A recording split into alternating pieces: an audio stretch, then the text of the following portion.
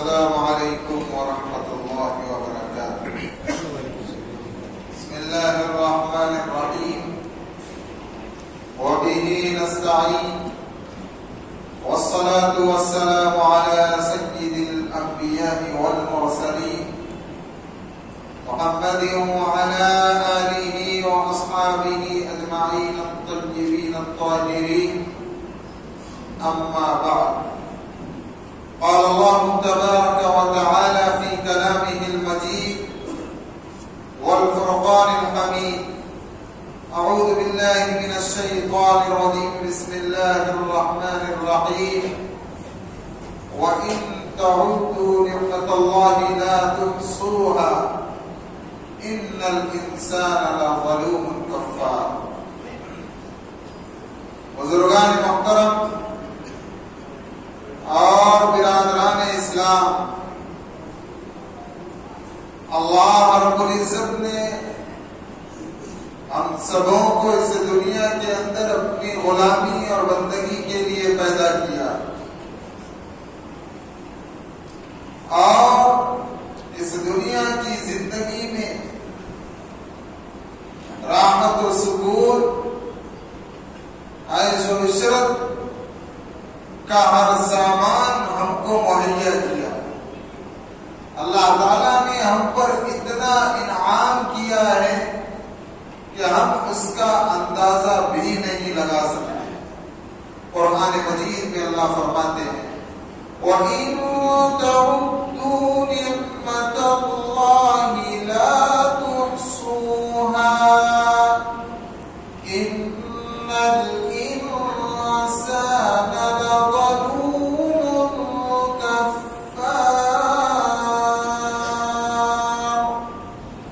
اور اگر تم اللہ کی نعمتوں کو شمار کرنا چاہو تو اس کا احاطہ بھی نہیں کر سکتے۔ بے شک انسان بے انصاف اور ناشکرا، اگر وہ اس دنیا کی زندگی میں اپنے ہنر سے کچھ کما لیتا ہے تو وہ سمجھتا ہے کہ یہ میرا اپنا کمال ہے۔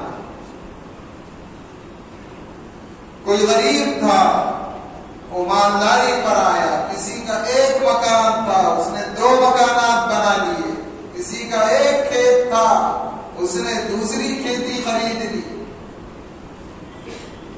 وہ اس کو اپنا کمال سمجھتا ہے، حالانکہ اللہ کے یہاں پر کامیابی مال و دولت اور دنیاوی ترقی میں ہے ہی نہیں۔ اللہ کے یہاں کامیابی تو تقویٰ اور پرہیزگاری کے اندر ہے۔ تو اللہ نے اس آیت میں جو بات ارشاد فرمائی کہ اگر تم میری نعمتوں کو شمار کرنا چاہو تو تم اس کا احاطہ نہیں کر سکتے۔ اتنی نعمتیں اللہ نے دی ہیں۔ انسان اپنے بدن پر غور کر لے، صرف اپنے بدن پر۔ آپ نے دیکھا ہوگا کہ جب بچہ پیدا ہوتا ہے اور کچھ بڑا ہوتا ہے تو اس کو دانت نکلنا شروع ہوتے ہیں۔ اس کو ہم لوگ اپنی زبان میں کہتے ہیں دودھ کے دانت۔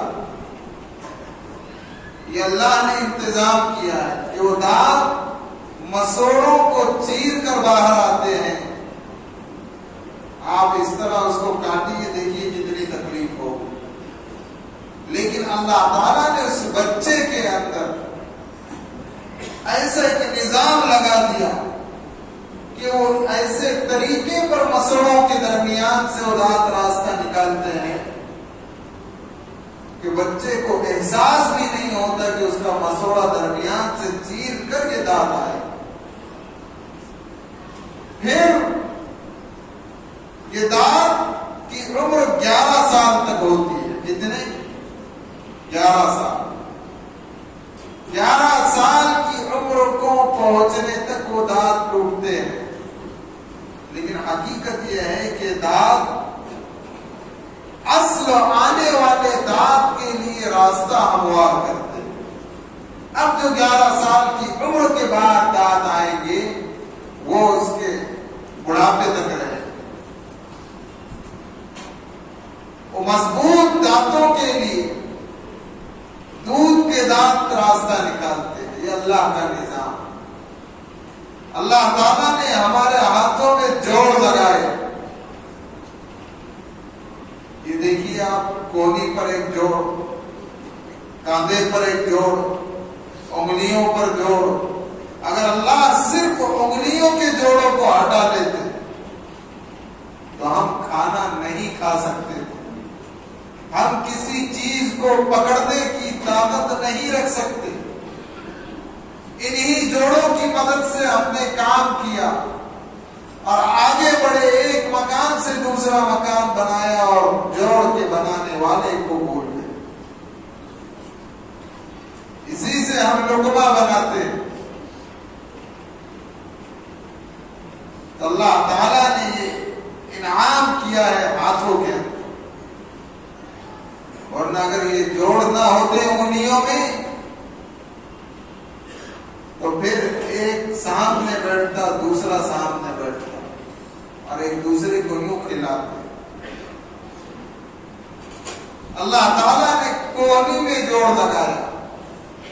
اگر یہ بھی نہ ہوتا تو آدمی ہاتھ موڑنے پر قدرت نہیں رکھتا. پھر اللہ تعالیٰ نے پیروں کو دیکھی. اپنے ہی اوپر غور کرو. الذين يذكرون الله قياما وقعودا وعلى جنوبهم ويتفكرون في خلق السماوات والارض. ایمان والے عقل مند وہ ہیں جو اللہ کو کھڑے بیٹھے لیٹے پہلوؤں کے بل ہر حالت میں اللہ کو یاد کرتے, اس سے غافل نہیں ہوتے اور اللہ کی بنائی ہوئی چیز میں غور کرتے ہیں اور اللہ کو پہچانتے کہ اللہ کیسی طاقت والے, اللہ کیسی قدرت والے. اگر وہ ان 5 انگلیوں کے جوڑ کو ہٹا دیتے تو کھانا مشکل ہو جاتا. یہ غور کرو, اللہ نے بنایا. اگر اللہ گھٹنے میں جوڑ نہ دیتا اور کمر میں جوڑ نہ دیتا تو ہمارے لیے بیٹھنا مشکل تھا اور لیٹنا کتنا مشکل تھا یہ سوچیے. اگر کسی کو زمین پر سونا ہوتا, اس کی کمر میں اگر جوڑ نہ بناتے اللہ اور گھٹنوں پر جوڑ نہ ہوتا تو کیسا لیٹتے. خطرہ تھا کہ آدمی لیٹنے کے لیے جاتا تو لوگ گھروں میں اپنی رسیاں لگاتے, رسی پکڑ کر نیچے تک جاتے. اب یہ کمر کا جوڑ نہ ہوتا تو بیٹھنا مشکل. اب کسی کو یہاں سے جانا ہے اگر بمبئی, اس کو یہ سمجھ لینا چاہیے یا تو لیٹ کر جائے, رسی پکڑ کر لیٹ جائے, یا کھڑے کھڑے جائے. یہ اللہ کی قدرت, اللہ کی طاقت, اللہ کا انعام بندوں پر. پھر اللہ تعالیٰ کو دیکھیے کہ اللہ تعالیٰ نے ہر چیز کو جہاں تک ہمارا ذہن بھی نہیں گیا برابر فٹ کیا. اللہ منہ کو اٹھا کر اگر ادھر لگا دیتے دائیں ہاتھ پر اور آنکھ کو ادھر لگاتے تو آدمی یوں کر کے ہاتھوں سے بائیں جانب سے دیکھتا اور بات ادھر کا منہ کر کے کرتا.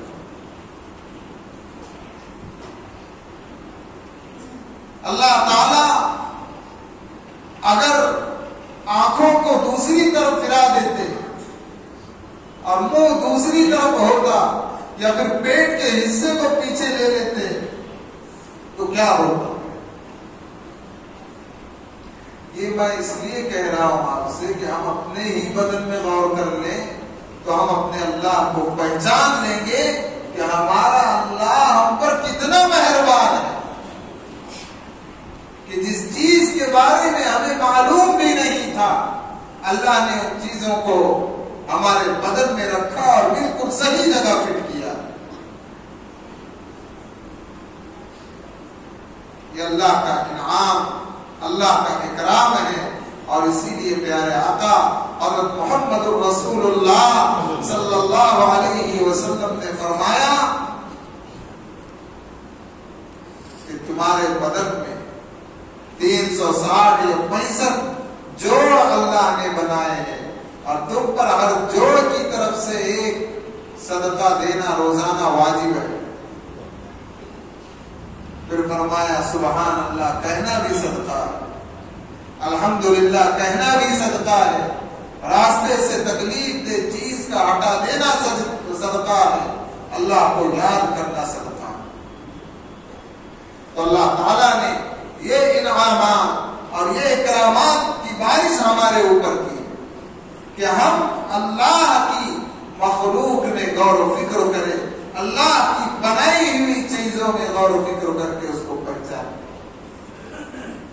آپ دیکھیں گے کہ عمومی طور پر جہاں پر انسان کے بدن میں زیادہ گندگی ہوتی ہے، اللہ نے وہاں پر بالوں کے اگنے کا نظام بنایا۔ علماء نے کتابوں میں لکھا ہے، حکمتیں بیان کی ہیں کہ آدمی کے بغل میں بال، آدمی کے زیر ناف بال، تو یہ بال در حقیقت بدن کی گندگی کو باہر نکالتے ہیں۔ تو ان بالوں کے کاٹنے کا حکم ہے کہ 40 دن کے اندر کاٹ لو۔ ناخنوں کے کاٹنے کا حکم ہے کہ یہ بدن کا ایک زہریلا مادہ ہے جو ناخن بن کر باہر آ رہا ہے، ان کو کاٹنے کا حکم ہے۔ اور چہرے پر داڑھی بڑھانے کا حکم ہے۔ سر کے بالوں کی ایک حد مقرر کر دی گئی موڑے تک، اللہ کے نبی علیہ السلام نے ویسا رکھا، اور اگر کم رکھا ہے تو سب طرف سے برابر رکھا۔ ہماری عادت ہے کہ ایک طرف ٹکلا دوسری طرف بال بڑھے، اور یہ ہمارے یہاں پر فیشن سمجھا جاتا ہے۔ ٹکلے کا لفظ اس لیے بولا کہ لوگوں کو یہی سمجھ میں آتا ہے، سمجھنے میں آسانی ہو۔ تو ہماری نسلیں ایسا ہی کر رہی، ایک طرف بال چھوٹے ایک طرف بال بڑے۔ اللہ کے نبی علیہ السلام نے اگر بال کم بھی رکھے تو سب طرف سے برابر کاٹے، لا تبدیل لخلق اللہ، کہ اللہ کی بنائی ہوئی مخلوق میں، اللہ کی بنائی ہوئی پیدا کی ہوئی چیز میں تبدیلی کی اجازت شریعت نے نہیں دی اپنے طور پر۔ یا پھر اللہ کے نبی علیہ السلام نے اپنے بالوں کو پورا مڈایا ہے، اس طرح پھیرا ہے اس کے اوپر۔ اب داڑھی کے بال میں یہ حکمت ہے کہ یہ انسان کے چہرے کو تر و تازہ رکھتی ہے، اس کے اندر وہ مادہ بنتا ہے، یہ کوئی جراثیمی اور گندگی کی چیز نہیں ہے، انسان کے چہرے کو تازگی بخشتی ہے، اور اس کا اثر انسان کے دماغ پر پڑتا ہے۔ لیکن شیطان نے اپنے داؤ پہ جو ڈالا ہمارے اوپر، تو ہم داڑھی کے بال کو کاٹ رہے ہیں اور سر کے بالوں کو الگ انداز میں کر رہے ہیں۔ شریعت کے ہر حکم میں انسان کی بھلائی ہے کہ 40 روز ہو جائے، اس سے زیادہ دن نہ بڑھے، زیر ناف بال کاٹے، بغل کے بال کو کاٹے، کہ گندگی کو نکالنے کا ذریعہ ہے۔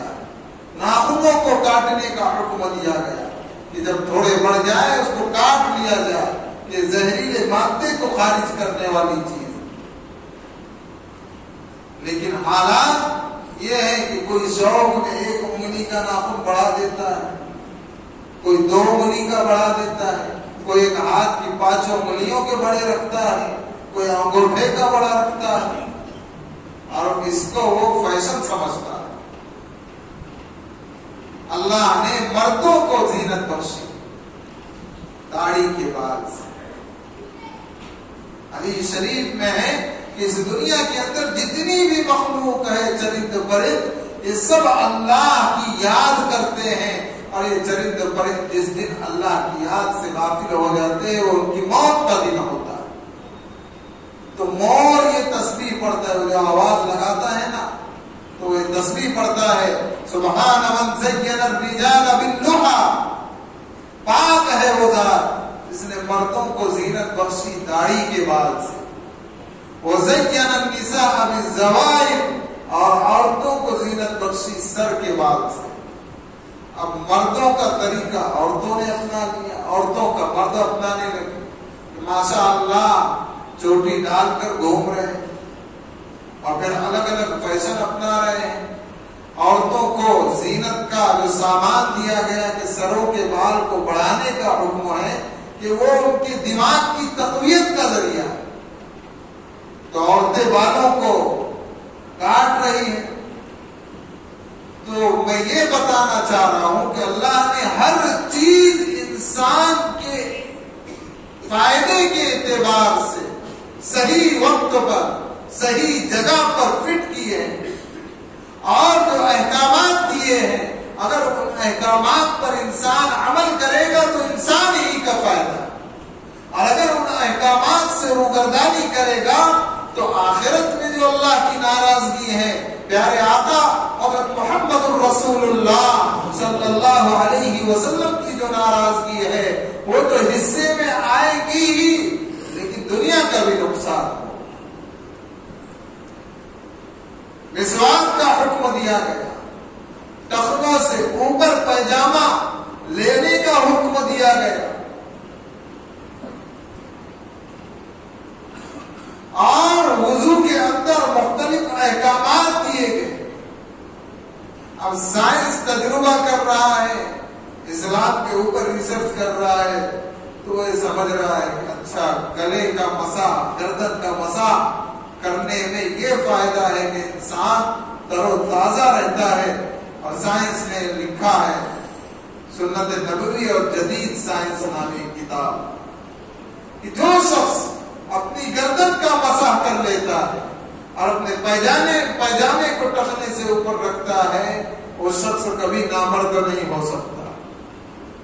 1450 سال پہلے کم و بیش پیارے آقا صلی اللہ علیہ وسلم نے باتیں بدلا دی امت کے لیے. امت بغیر سمجھے عمل کرتے رہے گی, وہ فوائد ملیں گے جس کے بارے میں اس کو معلوم بھی نہیں.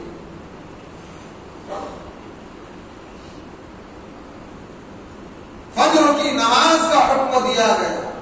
فجر کی فرض و نماز سے پہلے 2 سنتوں کے پڑھنے کا حکم دیا گیا. حدیث شریف میں ہے کہ جس بندے کو رات میں نیند لگ جائے صبح تک ہونے تک شیطان اس کے سر پر دماغ پر 3 گانٹ مارتا, 3 گرہ, اور اس کی پہلی گرہ کھلتی ہے تہجد کی نماز پڑھنے سے, دوسری گرہ کھلتی ہے فجر کی سنت پڑھنے سے, اور تیسری گرہ کھلتی ہے فجر کی فرض نماز پڑھنے سے. تو اگر آپ نے ان 3 نمازوں کا اہتمام کر لیا تو آپ اس قدر حساس و بساس رہیں گے, دن بھر اتنی چستی اور پھرتی رہیں گی کہ کسی دوا کے استعمال سے آپ کو نہیں مل سکتی. اور آپ دواؤں کا استعمال کرو, چہرے پر میک اپ ٹھوک لو, بہترین انداز میں بیوٹی پارلر ہو آؤ, لیکن اگر اس دن آپ نے ان 3 نمازوں کو چھوڑا ہے, تہجد, فجر کی سنت اور 2 رکعت فرض کو, تو گانٹ کی وجہ سے دن بھر سست ہی رہنے والا, وہ چستی آئے گی نہیں. اس لیے حکم دیا گیا کہ نماز کا اہتمام. اب فرض نماز پڑھنے میں جو ثواب ملنا ہے وہ تو ملے گا ہی. کیا ملے گا؟ پیارے آقا حضرت محمد الرسول اللہ صلی اللہ علیہ وسلم نے ارشاد فرمایا کہ جو شخص 5 وقت کی نماز کا اہتمام کرتا ہے اللہ اسے 5 انعامات دیتے ہیں. اس میں سب سے پہلا انعام یہ کہ روزی کی برکت بڑھا دی جاتی, رزق کی تنگی دور کر دی جاتی. رزق سے مراد تو علماء نے بیان کیا ہے کہ ہر قسم کی دنیاوی الجھنوں سے اللہ اس کی حفاظت کرتا ہے, اور خصوصی طور پر روزی کا معاملہ فجر کی نماز میں اٹکا ہوا. اب ہم فجر کی نماز پڑھتے ہیں اور پڑھتے بھی ہیں تو ایک کہاوت مشہور ہے کہ جب سردی کا ذرا زمانہ آ جائے, سردی شباب پر ہو, آدمی فجر کی نماز کو آتا ہے تو آنے سے پہلے اپنی بیوی بچوں کو لحاف اڑا دیتا ہے، سردی زیادہ ہے، اور کیا کہہ دیتا ہے زبان حال سے لحاف اڑا کر کہ تم چلو جہنم میں چلا جنت میں. کیا مطلب؟ گھر والوں کو بھی نماز کا اہتمام. اب اگر ہمارے گھر والے بھی نماز پڑھ رہے ہیں اور ہم بھی نماز پڑھ رہے ہیں اور اس کے باوجود حالات آ رہے ہیں تو پھر نزدیکا پیش قوت حیرانی کہ اللہ تعالیٰ کے قریبی لوگوں کو امتحانات میں زیادہ ڈالا جاتا ہے، حیرانی زیادہ ہوتی ہے لیکن دلی سکون رہتا ہے. اللہ ضائع نہیں کرتا، اللہ کسی کو بھوکا نہیں مارتا، لیکن پریشانیوں کا حل نماز میں ہے اور ہم اس حل کو ڈھونڈتے ہیں عاملوں کے پاس، اس حل کو ہم ڈھونڈتے ہیں باباؤں کے پاس، اور اس حل کو ہم ڈھونڈتے ہیں تعویذ کے اندر، دعاؤں میں. بے شک دعا میں حل ہے لیکن دعا سے بھی بڑی چیز اللہ کی یاد، 5 وقتوں کی نماز کا اہتمام. تو میں یہ بتلانا چاہ رہا ہوں کہ اللہ تعالیٰ نے جو انعامات کیے ہیں ان انعامات کا اجر آخرت میں جو ملنا ہے وہ تو ملے گا، لیکن دنیاوی اعتبار سے بھی اس میں ہمارے ہی فائدے ہیں. ہمارے یہاں پر چکنا چہرہ کرنا ہمیں خوبصورت نظر آتا ہے، اللہ کی نگاہ میں خوبصورتی مور کہہ رہا ہے سبحانہ من زین الرجال باللحى، پاک ہے وہ ذات جس نے مردوں کو زینت بخشی داڑھی کے بعد سے. ہم اس کے خلاف زینت اختیار کر رہے ہیں.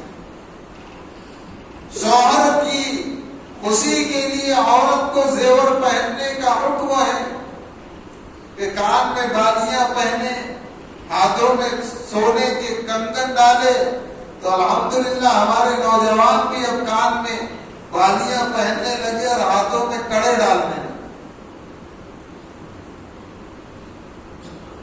اب اگر ان سے کوئی پوچھے بھائی تو لڑکی ہے کہ تیرا بھی کوئی شوہر ہے تو کتنا خراب لگے گا، لیکن اس نے جب تک کہ وہ کڑا اپنے ہاتھوں میں ڈالا ہے گویا وہ حرام کاری میں مبتلا، گناہ کبیرہ ہے. مرد کو سونے کے استعمال کی اجازت نہیں، چاندی وہ بھی 4 سے 5 ماشے کا حکم ہے. اب یہاں لوہے کے کڑے، کوئی پیتل کے کڑے، کوئی تانبے کے کڑے ڈال رہا ہے، اور اب تو ایک رواج نکلا لوگ دھاگے بھی پہننے لگے. یہ کیا چیز؟ ارے بھائی تو نماز پڑھے گا تو کیا مجال ہے کہ کسی کا جادو تجھ پر اثر کرے. اللہ کے نبی علیہ السلام نے جو نسخے بتائے ہیں کہ 5 وقتوں کی نماز کے بعد میں جو شخص سورہ فلق اور سورہ ناس پڑھ کر اپنے ہاتھوں پر پھونک کر پورے بدن پر پھیر لے کوئی جادو اثر نہیں کر سکتا. تو یہ حالات بن گئے ہیں. اللہ تعالیٰ نے فرمایا ان الانسان لظلوم کفار، کہ ہم نے اس کے بدن ہی میں اتنی نعمتیں ڈال دی. ہم سمجھتے کان میں میل آ رہا ہے، میں ایک دم صاف سادے الفاظ میں اپنی زبان بات کر رہا ہوں، ہم اس کو صاف بھی کرتے ہیں، لیکن اللہ نے وہ بنایا ہے. انسان کے کانوں کا پردہ بہت پتلا ہوتا ہے، وہ میل نہیں بلکہ انسان کے دماغ کے اندر سے ایک چگٹ قسم کا مادہ کان میں جمع ہوتا ہے اور وہ وہاں سے اس لیے نکلتا ہے کہ اس کے پردے کی حفاظت کرے. اور جب اس کی مدت ختم ہو جاتی ہے، اس کی ویلیڈیٹی ختم ہو جاتی ہے تو سوکھ کر خود ہی باہر آ جاتا ہے اور اس کی جگہ دوسرا لے لیتا ہے. ہم تو اس کو میل سمجھ رہے ہیں. کبھی ہم نے کبھی غور کیا؟ اور انسان کے جسم میں،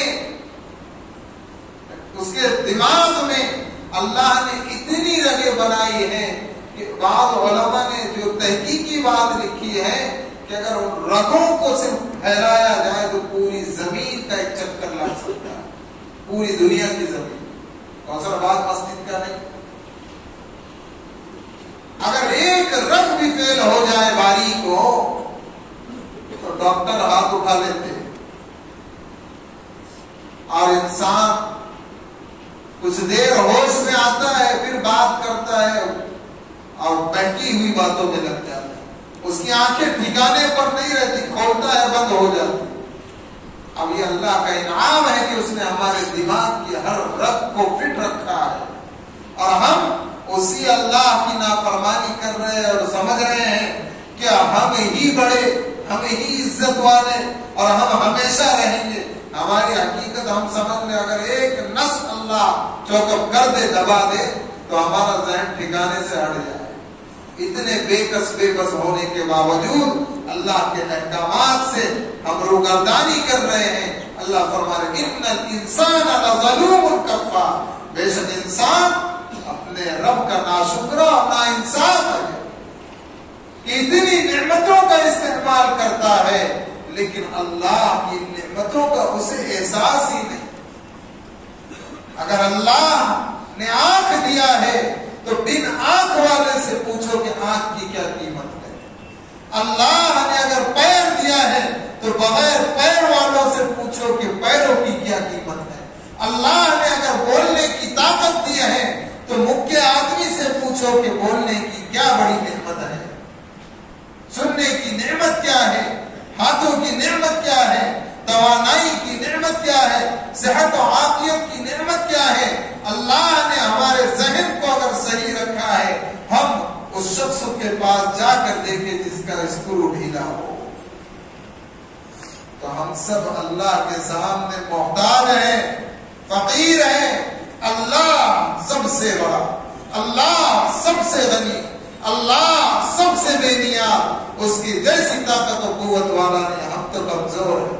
پھر ہم کیوں اکڑے؟ اور ہمیں یہ بھی معلوم ہے دنیا کی زندگی فانی ہے، ہمیں موت آنے والی۔ بتلاؤ اس میں کون کہہ سکتا ہے آئندہ 100 سال کے بعد ہم یہاں رہیں؟ 100 سال زیادہ بول رہا ہوں، سب کو معلوم ہے ہم قبر میں رہیں گے، لیکن ہم تیاری کیا کریں؟ ہم نے دین کو رسمی بنا لیا، جمعہ کے دن آئے مسجدیں فل، شب برات آئیں گی فل، شب معراج ہوگی فل، رمضان ہوں گے فل، اور عید کی نماز میں فل، اور پھر لائن لگیں گی مفتی صاحب سے مسافے کے لیے، مفتی صاحب آئندہ رمضان میں ملیں گے۔ ہم نے دین کو رسمی بنایا۔ ہم اگر مسجدوں کو اسی طرح آباد رکھے جس طرح اس وقت آباد ہے جمعہ میں، تو پھر اللہ کی مددیں، اللہ کے انعامات، گھریلو مسائل، معاشرتی مسائل، معاملات کے مسائل سب حل ہو جائے گے، ساری پریشانیاں دور ہوگی۔ انسان دنیا میں تو راحت سکون سے رہے گا لیکن اس کی آخرت بھی بن جائے گی۔ تو اللہ کی نعمتوں کا شکر بھی ادا کرے جس کے بارے میں اللہ نے کہا ہے وَإِن تَعُدُّوا نِعْمَتَ اللَّهِ لَا تُحْصُوهَا، کہ اگر تم ہماری نعمتوں کو شمار کرنا چاہو تو اس کا احاطہ نہیں کر سکتے۔ إِنَّ الْإِنسَانَ لَظَلُومٌ كَفَّارٌ، بے شک انسان نا انصاف اور نا شکرا ہے۔ ہم اللہ کی شکر گزاری کرے، اور شکر گزاری کیا ہے؟ الحمدللہ بولے اور ظہر چھوڑے، الحمدللہ بولے اور فجر چھوڑے، یہ نہیں ہے۔ فجر بھی پڑے اور اللہ کے سامنے ہاتھ اٹھا کر کے اللہ تیرا شکر ہے، تو نے مال دیا، تو نے دولت دی، تو نے عزت دی، اے اللہ تو دنیا میں جس طرح سکون سے رکھا ہوا ہے آخرت میں بھی رکھ، اور موت تک اسی طرح عافیت سے مانگتے رہے۔ اللہ کہہ رہے لَئِن شَكَرْتُمْ، اگر تم شکر ادا کرتے رہو گے، لَأَزِيدَنَّكُمْ، میں اپنے انعامات کی بارش بڑھاتا رہوں گا، وَلَئِن كَفَرْتُمْ، اور اگر تم ناشکری کرو گے، إِنَّ عَذَابِي لَشَدِيدٌ، تو میرا عذاب دردناک ہے، سخت ہے۔ پھر اللہ کی پکڑ آئے گی، اور پکڑ آئے گی تو وہ بھی دنیاوی حالات کے اعتبار سے آئیں گی۔ انسان سمجھے گا ارے وہ اس لیے ہوا کہ میرا ٹرک تھا اس کا ایکسیڈنٹ ہو گیا، حالانکہ اللہ کی مار تھی۔ جس طرح مال کمانے کو انسان اپنا ہنر سمجھ رہا، اللہ بھی اسی چیز میں رکھ کر اس کے ہنر میں بھی اس کو مدہوش رکھے۔ اس لیے اللہ کی شکر گزاری کرو، اور اس کی شکر گزاری ہوگی نمازوں کی پابندی کے ذریعے سے، اس کی یاد کے ذریعے سے، اس کے احکامات پر عمل پیرا ہونے کے ذریعے سے، تو کہو بھائی انشاءاللہ فجروں میں بھی مسجد فل کرو گے؟ کل سے لکھنا شروع کر دیا جائے کہ بھائی مسجد فل ہے. کیونکہ 3 ہفتے سے میں اس بات کو کہہ رہا ہوں، اللہ کہلوا. حضرت شیخ عبد القادر جیلانی رحمۃ اللہ علیہ لکھتے ہیں کہ جب اللہ تعالیٰ کسی بندے کو کرسی پر دین کی بات کرنے کے لیے بٹھا دیتے ہیں تو زبان اس کی ہوتی، کلمات اللہ نکالتے ہیں، اللہ کی بات نکلتی ہے. تو کل سے لکھا جائے کہ بھائی آج اتنی سب ہے برابر، یا کل سے ہی سمجھ میں آ جائیں گا مجھ کو، سب آئیں گے انشاءاللہ فجروں میں. اسی طرح مسجدوں کو فل رکھو گے انشاءاللہ. بولیے ضرور، بہت ہے. پتہ نہیں فجر تک رہتے نہیں رہتے، کم سے کم زور میں انشاءاللہ بول کر اعمال نامے میں انشاءاللہ ہی تو بھروا دو. انشاءاللہ میں بھی کانا پوچھی ٹھیک نہیں. اللہ عمل کی توفیق عطا فرمائے. وآخر دعوانا الحمدللہ رب العالمین.